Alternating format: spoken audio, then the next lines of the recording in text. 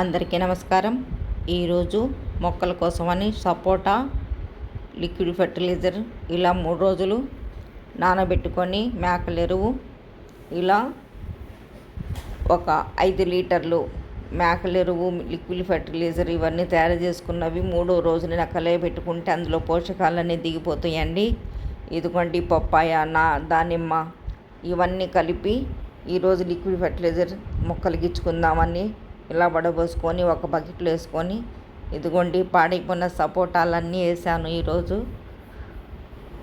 అవన్నీ 5 లీటర్లు వాటర్లు డైల్యూట్ చేసి 10 లీటర్లు ఆ తర్వాత మేకల ఎరువు వడపోసుకున్నది ఇలా మొక్కలు వేసుకుంటే మనకు వెయిట్లెస్గా ఉంటుంది, మొక్కలకి బలం ఉంటుందండి. ఇలా వేసి చెత్త వేస్తాను. ఇవేం పూలు నాకైతే తెలీదు, కీపరు తెచ్చిపెట్టాను. బిర్యానీ ఆకు అందులో. ఈరోజు ఇవి అండి. మొక్కలు హెల్తీగా చాలా ఆరోగ్యంగా ఉంటాయండి. మనం ఏం తింటామో మొక్కలకు అవే ఇస్తే అవి మాకు ఇస్తాయి పండ్లు.